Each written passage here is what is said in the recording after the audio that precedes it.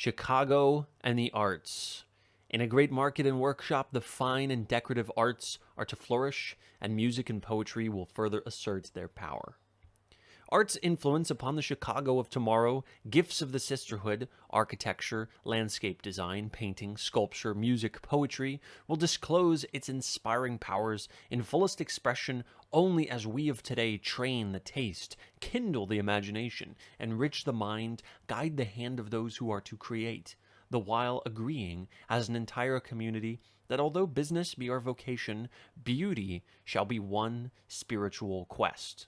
Order prepares for beauty, and a vision of order dawns upon Chicago, its prophecy being the Chicago Plan. With order will come adornment, and although the quaint and picturesque of ancient Europe may not become recreated in an American capital of commerce and industry, behind less interesting walls, but along sunlit ways, there will be a degree of health and comfort which the new civilization will glory to achieve, and art will begin to flow through the life and works of a people as a quickening stream. Those who give thought to their city, known Chicago's faults, and although these champions be not organized as such, are a constant and progressive band for its betterment and beautification, and the Art Institute and public schools will have proven powerhouses of execution. Grace will gild power. 10 years will give almost sensationally transforming touches to this masterful city seeking the graces. And the stately and monumental, the lovely and benign, will displace many a hard and forbidding relic of a people wresting success from the material, but attuned to the spirit. Resident and stranger want a clean and smokeless city, and strict control of the billboard horror, a constant and hideous irritation. It does not, further writes a leader in the arts, seem possible that big business can realize to what extent the polluted air and flaunting billboards influence people against one of the most wonderful cities in the world today. If they did, they would take such action that would shortly eliminate both. What is good in Chicago's buildings, bridges, towers, parks, and statuary, and in decorative painting, will have our own and the world's approval. And we shall be rich, indeed, if, as one artist hopes may prove our fortune, this most characteristically American city shall possess the greatest comprehensive collection of American art, and if the Art Institute shall develop so as to house this, and also contain the finest examples of the art of all nations. Restore Columbian Art Gallery. Eminent in his art and of countrywide authority is he who wishes the following benefits to the city of his long and enriching service. The tangible thing that I have most desired for a score of years is the development of the city's waterfront, the union of Grant Park with Jackson Park by means of the outer drive and the lagoon. This realization of Mr. Burnham's imposing vision will glorify our city and serve all its people. Another thing which I have greatly at heart is the restoration of the Columbian Art Gallery to its original beauty and its reconsecration to public service. In that building, which has been called the most beautiful in America, I would like to see installed a great museum of architecture and of American sculpture. Also, a wing should be reserved to neighborhood uses with gymnasium and auditorium. Such accommodations I would like to see multiplied and scattered throughout our city, that every young man and woman might have opportunity to develop physically and socially, and if so disposed, on lines musical and dramatic. I hope to live to see the Midway surrounded by the imposing structures of the University of Chicago and fitly decorated with sculptural expression of the highest ideals of an ambitious and aspiring citizenry. But whatever we suggest or dream is to be so greatly surpassed in the next half-century that it seems almost idle to record our hopes. How little did those stout-hearted men of 1871 foresee the Chicago of today? We can but imitate them, each doing as honestly as he can the little job assigned him. Out of our united efforts will develop the Chicago of the future, the true city of destiny. Art's great storehouse. Distinguished among institutions of its class, whether in the New World or among the more classic centers of art in the Old, is the Art Institute of Chicago, which requires and deserves the public's continued appreciation and increased support if the fine arts shall flourish in this city as its ideals demand. The Institute is a popular possession in two senses. It has the support of over 13,000 members, and last year, over 1 million people visited its galleries. The Institute is now asking for the modest sum of $1 million to carry on and develop the work of one of Chicago's major activities, and nearly one-third of this sum has already been subscribed. The Art Institute is the recognized leader and dominant factor in Chicago's art world, and its call to the public to aid in financing its necessary expenditure and expansion is the result of its position and growth. It faces a deficit in operating income and at the same time faces the need for expansion that is nothing less than compulsory.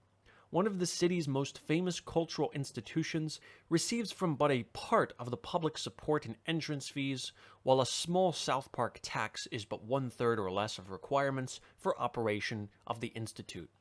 Institute's School of Art. It cannot be too frequently repeated that the Art Institute of Chicago conducts the largest art school in the world, and in the 4 decades of its existence, the many thousands of students who have received inspiration and education in its classes have wielded an incalculable influence all over the world. In the life of the city, the museum wields a far greater influence. So great is this influence that the Art Institute has become a veritable community center, where rich and poor, throughout the year, crowd through the doors that are never closed a single day. In activities as well as in number of visitors, no other art museum in America compares with the Art Institute.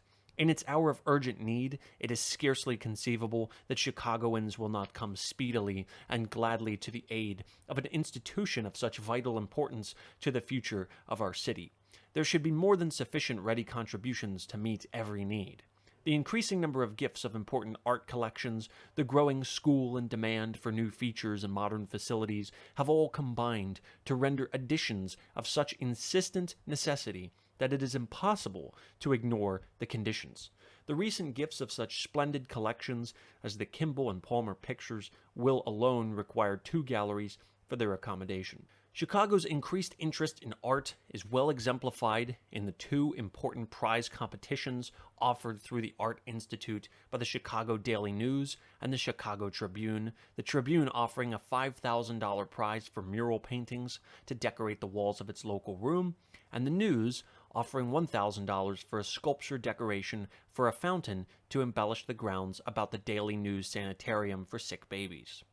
A reader of the accompanying interesting sketch of the Chicago of the past 50 years will note that in a community having its own endowment in the arts, there was the happiest cultivation of opera.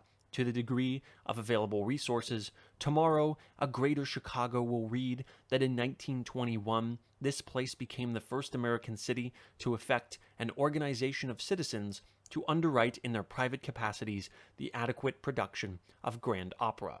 Grand opera's splendid promise. A growing institution of exhilarating promise, and its support would be an obligation of a municipality in Europe, is the Chicago Opera Company, which, resolving to do a great share in making Chicago authoritative as a music center in America, is about to enter on its 11th season, opening at the Auditorium Theater Monday, November 14th. Under artistic and business direction of exceptional capacity, this company will present an array of singers without serious rivalry in the world.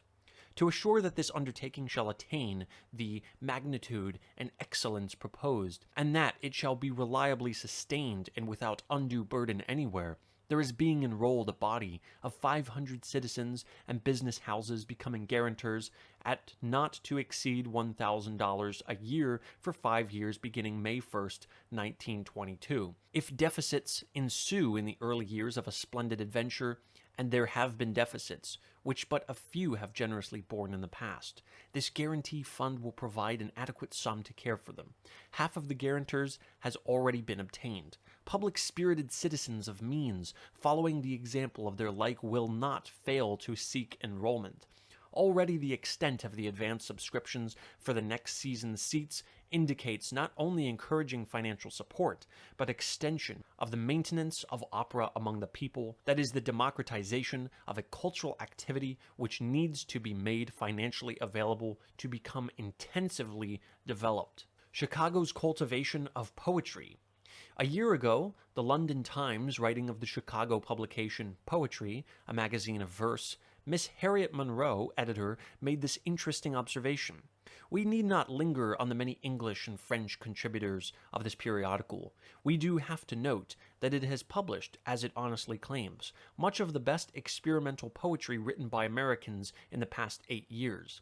They have succeeded in their primary design to create poetry which should be American in thought, feeling, subject, and form. That is, after all, a distinguished achievement. A tribute of moment, this, to a little institution of authority and leadership peculiarly Chicago's own, an instrument to make Chicago a center of influence in the art of poetry, and recently drawing from the editor of another London paper the interesting admission that, speaking as he was in the office of this magazine, he was in the center of the English-speaking poetry world. It is the opinion of the editor of Poetry that Carl Sandburg and Edgar Lee Masters, both Chicago residents, are two of the most distinguished poets now writing in English, and that Vachel Lindsay of Springfield may be claimed for the Chicago group, which includes also Eunice Titchens, Agnes Lee, Francis Shaw, and of course, the magazine's editor herself. The magazine Poetry comes to its 9th birthday October 1st of this year, and in this short but fruitful period, it has had the honor of introducing many poets, among them some of the most famous, and it is generally acknowledged to be the most influential organ of the art now published and a true force in the development of poetry in America. Man does not live by bread alone, nor do peoples grow great without inspiring utterances of the spirit. A center of musical study. During the last decade, the musical activities of Chicago have been increased to such an extent that the city bids well to become the musical center of the country. The first organizations in the field were the Theodore Thomas Orchestra, now known as the Chicago Symphony Orchestra, and the Apollo Club. The Apollo Club was founded 49 years ago under direction of William Tomlins. The Chicago Symphony Orchestra came into existence about 30 years ago with Theodore Thomas as its director. When the Apollo Club was first organized, Chicago was just recovering from the effects of the Great Fire. It may be said that these two organizations have been the main factors in making Chicago musical. Today are found musical organizations in every large corporation. Bands, the Chicago Band, a leading example, choruses, orchestras, fife and drum corps are all represented. With the growth of interest in organized music has also come tremendous development of the student body. Chicago runs a very close second to New York in number of musical students. Coupled with the growth of the city has developed the musical organization known as the Civic Music Association, whose chief reason for existence is Americanization through music. It conducts free Sunday concerts in the outlying districts, giving them in the field houses of the parks. In these same places, 21 children's choruses have been organized, which have received 2 lessons a week from experienced teachers. The aim of these courses is to teach the children of the foreign-born their own folk songs in English. Another development of the Civic Music Association is the Civic Orchestra of Chicago, Frederick Stock, director. This is the only organization in the country where an American-trained musician can acquire experience and routine to fit him for work in the symphony orchestra. Heretofore, it has been necessary to use foreign players for this highly specialized work because of the fact that Europe has seen the value of symphony training, and in many cases men receive their education through government subsidy. This orchestra has been in existence for about a year and a half and has placed 9 players in the major symphony orchestras of the country. Several choral festivals are held in the city and its environs each year. First in importance is the North Shore Festival at Evanston.